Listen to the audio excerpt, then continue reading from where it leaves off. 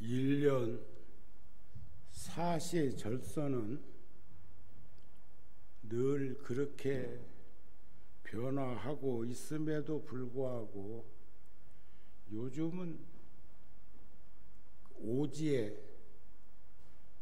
빙하지대가 훨씬 다른 때보다 더 빨리 빙하가 녹고 있다는 뉴스를 접하면서 그게 불과 온도는 한 2도 정도 차이가 난다는데도 눈사태가 나기도 하고 여러 가지로 환경이 열악해진다고 하기는 하는데 제가 며칠 전에 부처님 탄생하신 네팔 은둔의 땅이라고 하는 무스탕에 다녀왔습니다. 42, 3년 전에 그곳에 갈 수 있었으면 갔을 텐데 거기는 네팔 정부가 차단하고 외국인들이 출입할 수 없도록 해놓은 지역이라 점손이라고 하는, 그러니까 무스탕의 주 수도, 그 수도까지는 갔었지만 무스탕은 들어가 보지 못했는데 작년 11월 달에 제가 눈빈이 학교를 세워드린 지 25주년 되는 때가 되어서 그쪽에서 간곡한 요청이 있어서 그곳에 갔을 때 저하고 인연 맺어진 그 거사들과 차 한잔 나누는 중에 스님께서 지진 났을 때 무스탕 남겔사원이라는 절에 요사체가, 법당은 이번에 가보니까 멀쩡하던데 요사체가 흙집이 무너졌을 때 스님이 지원해 주신 곳도 있고 하니까 한번 저희들이랑 같이 가시죠 해가지고 시간을 한번 만들어 보자 하고 했는데 거기를 네팔 처음 갔을 때의 시간을 돌이켜 보니까 43년 전 인연을 이번에 가가지고 가니까 어린 삼인이 지금 여기 조금 전에 법당에 있었던 그 지수 스님은 초등학교 때 출가를 해서 통도사 강원을 졸업하고 4년 그리고 검정고시를 해가지고 지금 20살인데 중앙성가대학교 2학년에 재학 중이고 지금 방학을 해서 구룡사에 왔는데 외조부 외할아버지께서 생을 달리 하셔가지고 지금 오늘이 사제인가 그렇다고 그럽니다. 그러니까 오늘 지금 이 시간에 아마 극락전에서 제를 모시게 되니까 끝까지 잊지 못하고 내려간 것 같아요. 근데 조금만 더 앉아 있었으면 내가 이렇게 소개를 해주고 박수 한번 보내주고 싶었어요. 참 고맙잖아요. 아이로서 출가하야 귀환운이 총명하고 말과 뜻이 진실한 그러한 삶을 출가자로서 살기 위해서 노력하는 그 모습이 고마워서 극락전에 지금 내려갔겠지만 박수 한번 보내주시기 바랍니다. 이번에도 그 무스탕에 가니까 삼인이가 20세 미만의 스님들이 200명이 넘더라고요. 그래서 어른 스님들한테는 제가 네팔 돈으로 천루비면 한국 돈으로 10,000원 조금 넘는데 10,000원씩 보시를 하고, 어린 스님들한테는 5,000원씩, 그리고 부처님 전에 사중에 작은 보탬이라도 되도록 하기 위해서 인연을 짓고 왔는데,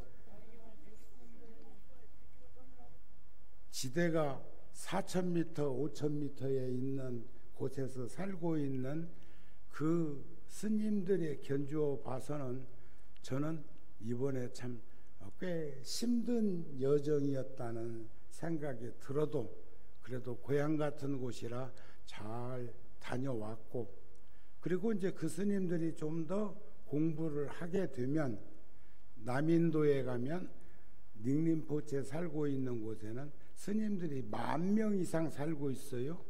그런 대로 또 유학도 가기도 하고, 어린 스님들이 주로 있는데 겨울에는 영하 30도, 40도 나가기 때문에 네팔의 제2수도라고 하는 보카라, 우리 40년 전에 맺어진 그 인연으로 티베트 절에 많은 지원을 하고 있는 그 지역으로 와서 겨울을 나고, 또 봄이 되면 그 무스탕으로 돌아가서 또 공부를 하는 그런 모습들도 너무 성스럽고 고마웠어요. 그런데 나한테 인사를 한다는 게, 어느 스님은 감사합니다 하기도 하는데, 또 어떤 어린 스님은 쎄쎄 누구 닮았나 그래서 하더라고요.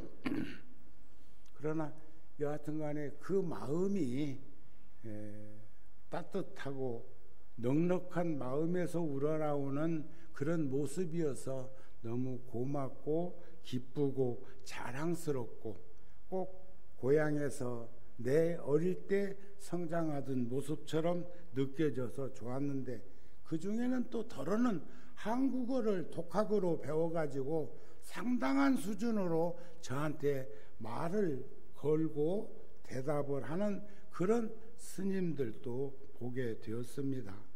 불교는 부처님께서 29세에 출가하셔서 35세에 깨달음을 이루시고 45년 동안 전법 활동을 하시다가 80에 구시나가라 사라상수 나무 아래서 열반에 드셨지만, 불교를 논리적으로 교리적으로 표현하자면 부처님의 팔만장교 가르침을 나누어서 보면 성문 소승과 연각 중승과 보살 대승의 삼승교가 있고, 또 그걸 합하면 일승원교 대방광 불화엄경의 경계가 십바라밀의 덕목으로 나눠지는 그런 모습도 우리는 보게 됩니다.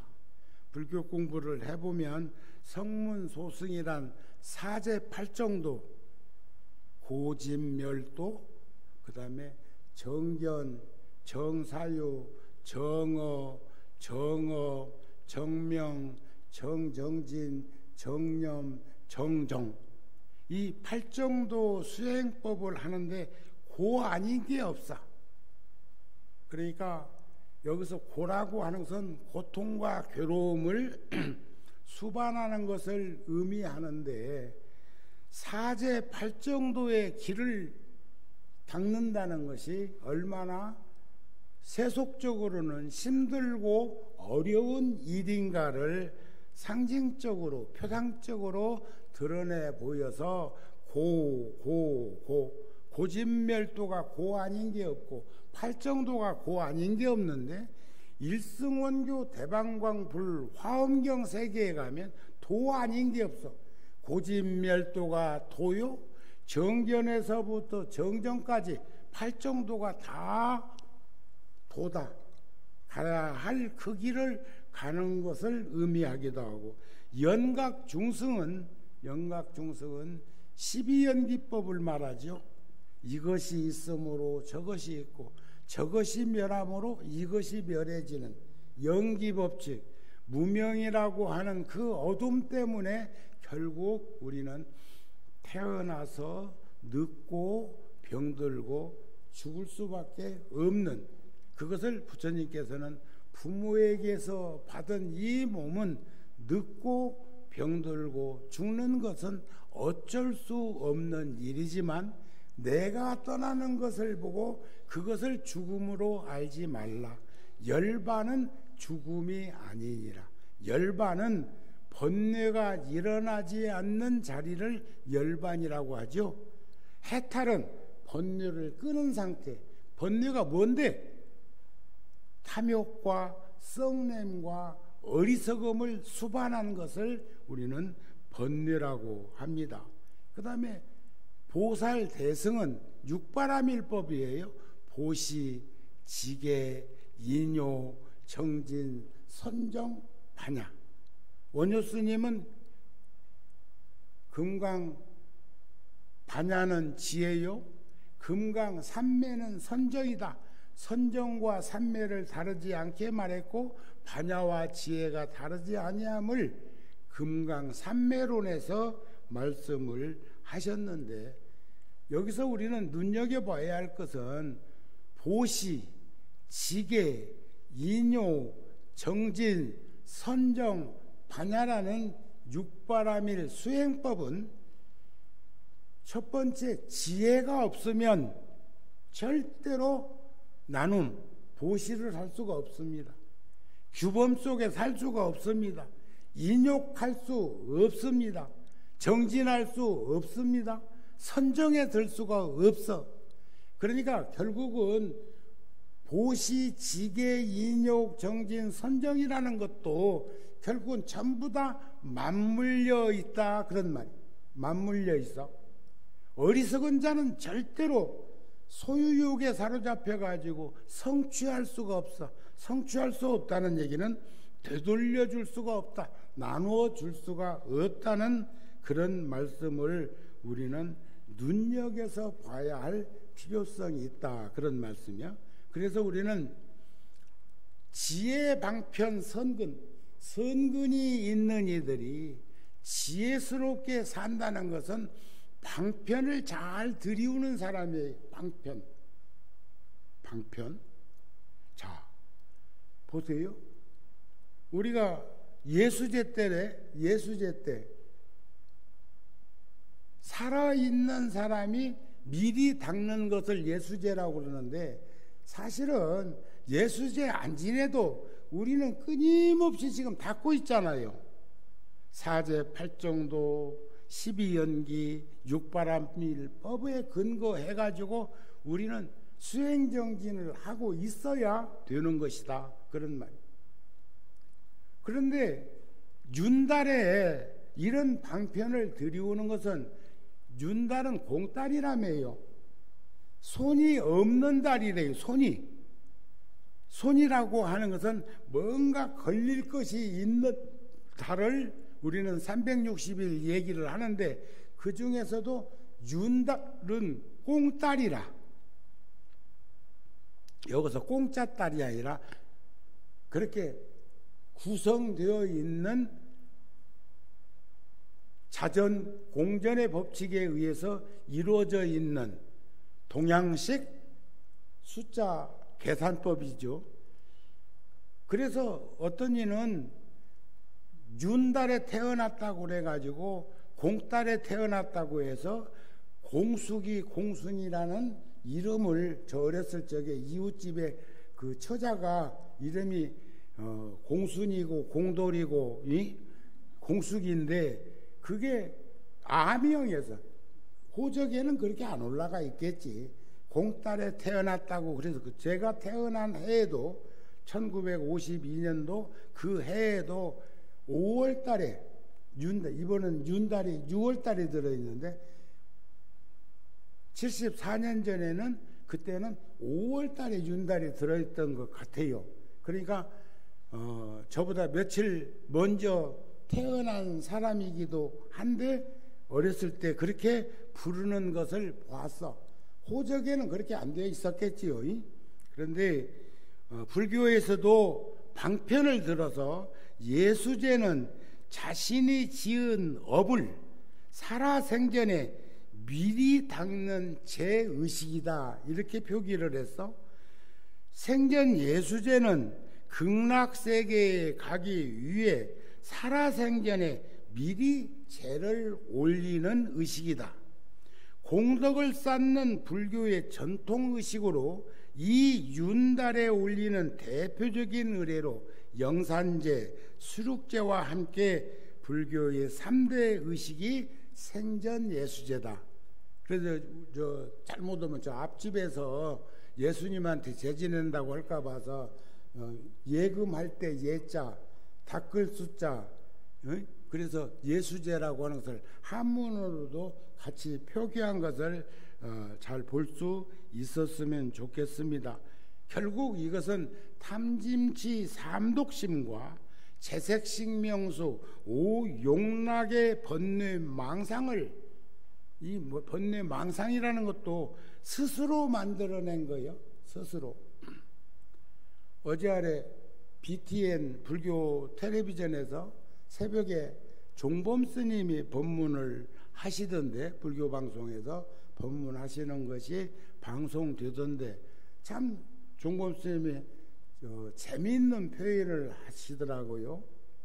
우리는 몸과 마음을 가지고 살고 있는데 보는 것을 보아라, 듣는 걸 들어라. 이것은 능엄경에 보면 견견지시의 견비시견이라는 말씀을 응용할 수 있는 대목이에요.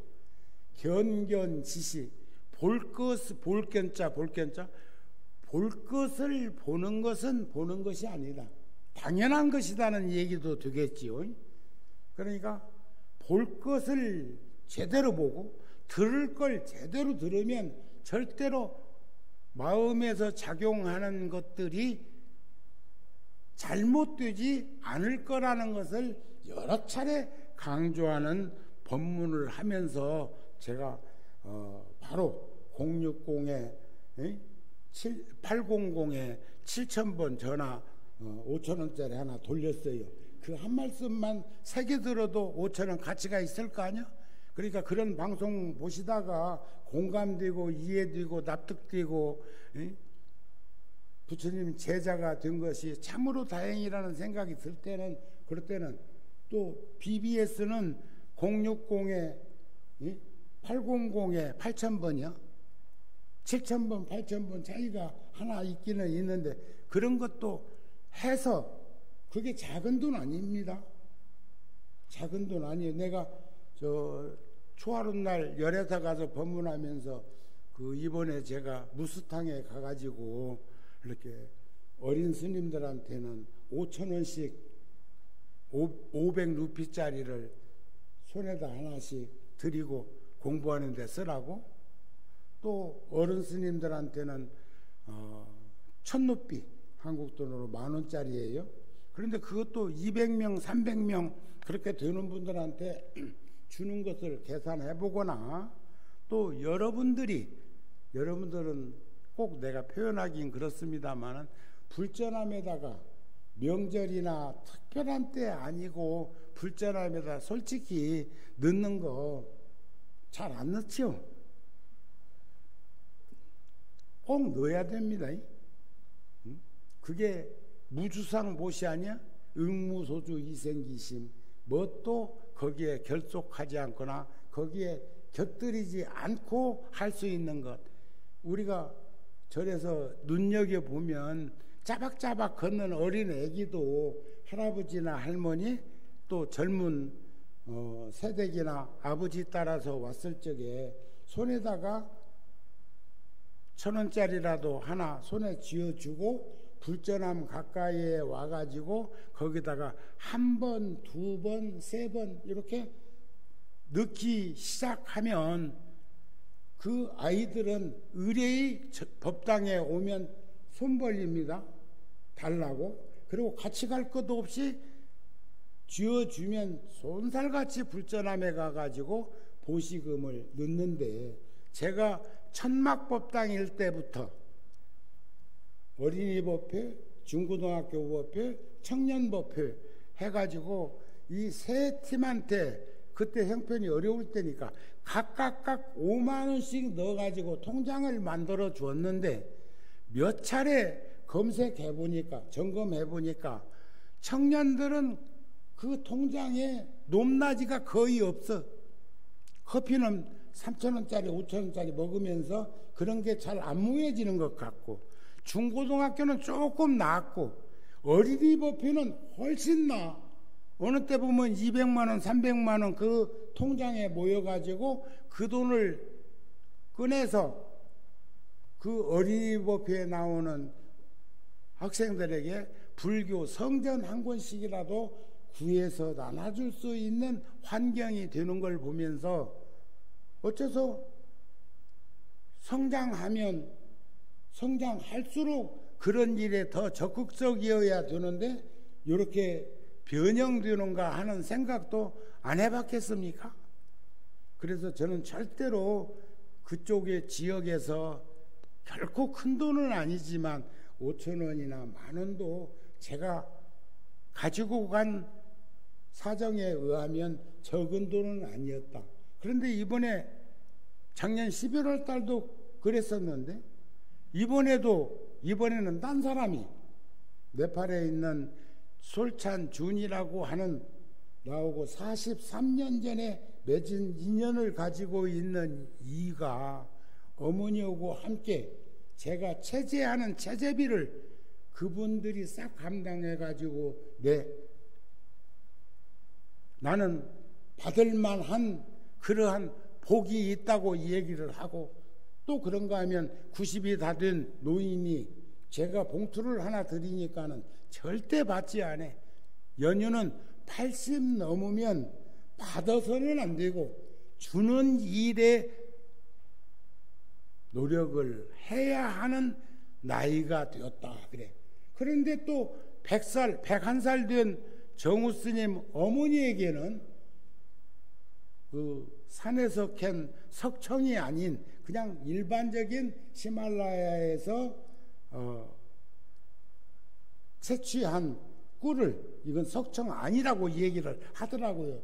석청은 조금 양을 많이 먹으면 위험하기도 하고 독성이 많은지 약성이 많은지는 모르겠지만, 그런데 그것하고 노부살님이 실내에서 신을 수 있는 아주 이쁘게 만들어진 신발, 슬리퍼까지 이것은 꼭 모친에게 전해달라고. 이건 100살 넘으면 받을만 한데 80 넘으면 누구에게도 이렇게 신세지는 일은 않고 베푸는 일, 보시, 시주, 공양.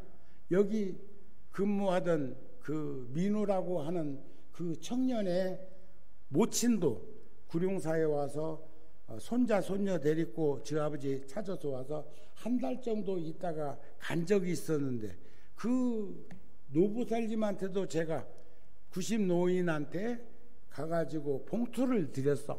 그러니까 우리 돈으로 한 20만 원 정도를 드렸는데 바로 아들한테 반절은 이쪽 절, 반절은 이쪽 절, 지금 불사하고 있는 데다가 우리가 좀 더 보태서 꼭 자네가 갖다 주고 오라고. 안 받을 수 없어서 받았기 때문에 바로 부처님께 회항하는 그런 모습도 저에게는 굉장히 가슴을 울리는 따뜻한 그런 모습이었다, 그런 얘기입니다. 참 제가 그 여행사에 카드로 결제하려고, 이제 마지막 날 카드로 결제하려고 가자고 안 했으면 그 말도 못 듣고 왔을 건데, 그 여행사에 내가 카드로 결제를 하고 갈 거니까 가자 하고 여기서 2년 동안 동국대학교 어학당에 댕기다가 고향으로 돌아간 그 마인드라가 그때서 이 얘기를 하는 거예요. 말하지 말라고 했는데 스님이 자꾸 결제하시려고 하니까 얘기를 합니다. 이번에는 준이 삼촌이 스님 채제비를 냈습니다. 이렇게 얘기하는 그 모습을 보면서 모든 사람들은 복덕과 지혜라고 하는 그 공덕의 자리에서 조건 없는 그러한 일들을 하게 되면 누군가가 어느 곳에든지 그런 일을 하고 있음을 목격할 수 있구나 하는 생각을 하게 되었습니다. 그래서 삼독심과 오용락의 번뇌망상은 스스로가 만들어낸 고통과 괴로움이요, 그 고통과 괴로움은 선근과 보리심으로 자비의 반야 용선의 선장이 되면 우리는 그 파도를 헤쳐나갈 수 있는 힘과 용기와 지혜가 생긴다는 것을 확실하게 인식하면서 살았으면 합니다. 그래서 예수제는 윤대라만 할 수 있는 불교 의식이라고 말하는 것도 방편이야. 우리는 내 생전 예수제 하고 살잖아요. 불공도 하고 기도도 하고 참선도 하고 명산도 하고 좋은 일도 하고 봉사도 하고 그게 다 생전 예수제예요. 자, 극락세계로 발원하며 살아생전에 지은 업장을 소멸하고자 하는 기도이며 생전에 선업을 짓겠다는 다짐이고 서원이며 수행 공덕을 닦기 위한 기도인 것을 알아라. 그래서 초발심 자경문에도 보면 3일 수심은 천재보요 100년 탐물은 일조진이라는 가르침이 있습니다. 3일만 수심 마음을 닦아도 1000년을 덮고 남을 그런 공덕과 지혜가 드러나는 것인데 100년 동안 타면 저 물건들은 하루아침에 햇살에 비치는 먼지만 또 못한 것이고 또 아침 풀잎에 있는 이슬만 또 못한 것이라는 것을 우리는 알았으면 좋겠습니다.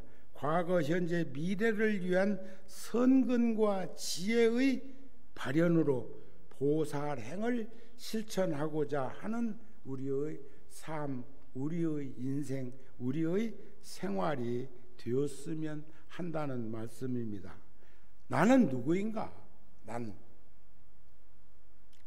우리들의 인생, 우리들의 삶, 우리들의 생활에서 가장 중요한 것은 내가 갖고 있는 소유물이 아니라 내가 누구인가 하는 것이다. 나는 누구요? 이름이 정우? 정우가 이름이 정우요, 진짜 정우요? 여러분들은 여러분들은 누구요? 자, 단지 생활하고 소유하는 것은 그것이 장애물이 될 수도 있고 무거운 짐일 수도 있습니다. 우리가 고봉정산에 이번에는 제가 스틱도 가지고 갔어요. 2개 이렇게. 그것도 접으니까 조그만한데 꺼내가지고 피니까 그것도 상당히 도움되더라고요. 그런데 제가 티베트 수미산을 6번이나 순례를 했는데 그때마다 그렇게 힘들고 어렵고 고통과 괴로움이 수반하면서도 한다는 생각이 그런 곳이니까 그렇지. 예?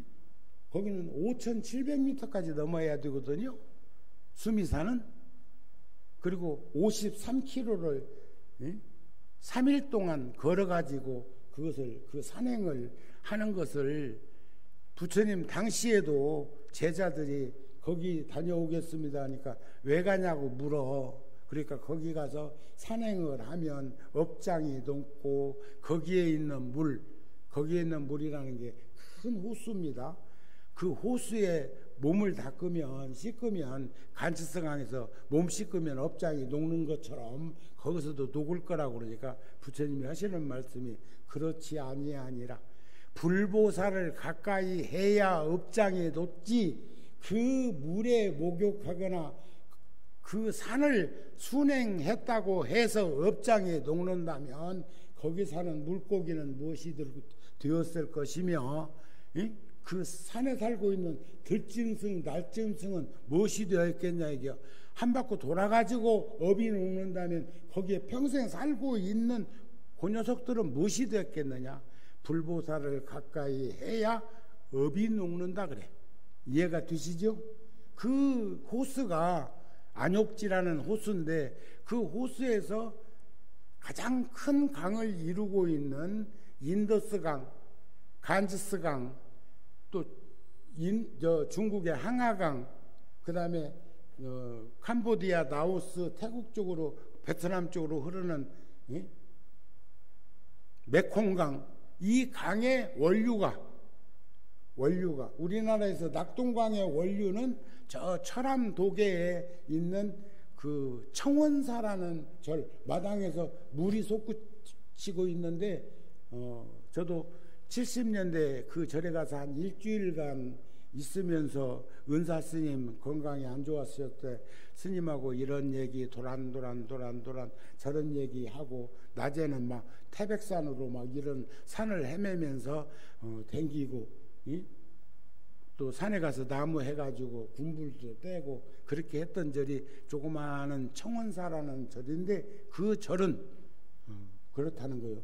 그 물이 낙동강의 원류래. 거기서부터 출발해서 낙동강이 된다고 그러는데, 수미산 밑에 있는 안욕지라고 하는, 안욕달지라고 하는 그 호수는 그 물이 인더스강, 간지스강, 항하강, 메콩강의 원류라는 것도 부처님 당시부터 그렇게 이 얘기를 했으니까 우리는 부처님 당시를 구석기나 신석기 정도로 생각하지 마세요.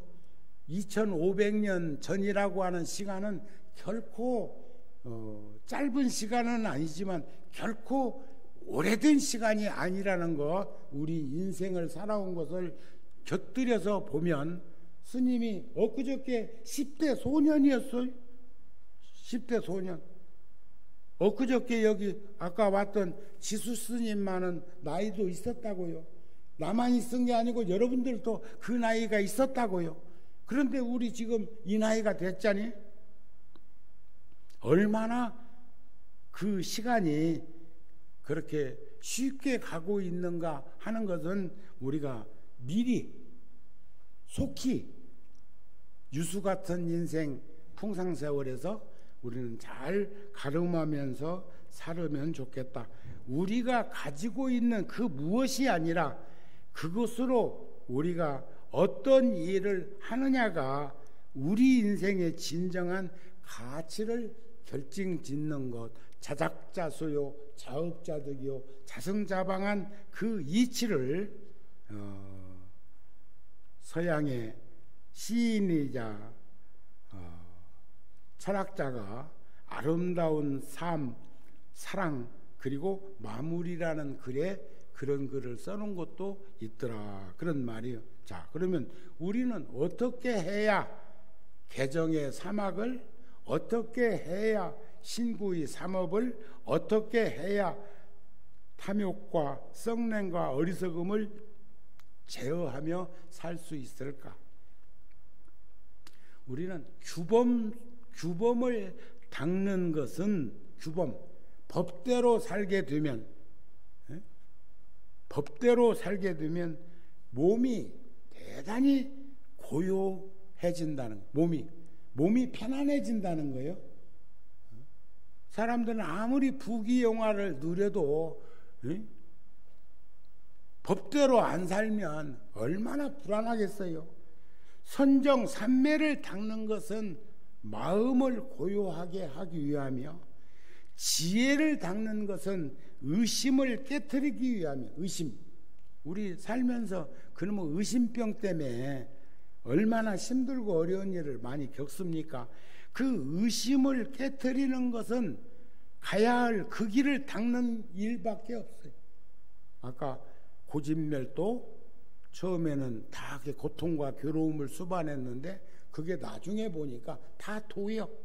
고 하는 것도 일반 사람들이 일반론적으로 생각하면 고통과 괴로움이지만 그것을 내가 환희한 마음으로 수위찬탄하고 함께하면 그것이 고통이 아니라 즐거움이 될 수도 있다는 거예요. 다시 말해서 지장보살이 지옥에 있는 것은 고통과 괴로움을 가지는 게 아니라 고통과 괴로움 속에 허덕이고 있는 이들을 이끌어주기 위해서 지옥에서 그 고통과 괴로움을 감내할 때는 모르겠어요. 여러분들이 부엌에서 공양 같은 걸 지을 적에 어머니들은 뜨거운 것을 스스럼 없이 옮길 수 있는 것은 어머니이기 때문에 가능한 일 아닐까. 그리고 그 뜨거운 것을 경험을 통해서 알고 있지만 그게 손을 디게까지 만들지는 않는다고 하는 그런 믿음이 있어가지고 그런 뜨거운 것도 옮길 수 있는 것이 아닐까. 그러나 처음 접하는 사람은 그런 걸 집어보거나 만치거나 하면은 놀라는 것을, 어저께도 제가 양재천 걷다가 몸뚱이가 허물만한 청년이 여자하고 가면서 도란 하고 가는데 길을 너무 그러니까 우측 통행을 해야 되고 좌측 통행을 하려면 좀 먼 데는 좀 그 사람들이 오는 발자국 소리 같은 거 나면 이렇게 좀 비켜줄 줄도 알고 그래야 되는데 그렇게 안 하고 딱 버티고 가길래 내가 몸을 팔을 살짝 만지면서 너무 많이 차지하고 간다. 내가 그랬어. 근데 놀래 자빠져가지고 몸뚱아리는 막 코끼리만한 놈이 누가 다른 데도 아니고 팔뚝을 만지면서 너무 많이 차지했다. 그렇게 얘기하는데 그렇게 놀래 자빠질 것이 뭐 있을까? 왜 이렇게 놀래냐? 내가 그랬어. 에? 속으로는 또 그러면서 그랬어. 아따, 이는 뭔 잘못을 그렇게 많이 해가지고 이렇게 그럴 거 아니야. 거기에는 자전거 전용 도로도 있고 그 옆에는 사람이 산책하는 길도 있고 내가 구청장한테 민원을 내가지고 강남 일정 부분, 서초 일정 부분은 거기 어머니가 아이를 이렇게 손잡고 가는 것이 아이가 길 안쪽으로 되어 있도록 했어. 어떤 데는 잘 해놓기도 했는데 어떤 데는 보면 그 개천가로 애가 그려져 있고 자전거 전용도로 길 쪽으로 애가 그려져 있어서 그건 잘못된 거라고 일깨워 줬어. 그랬더니 구청장이 그것을 전부 다 애써가지고 전부 아이를 안쪽으로 여기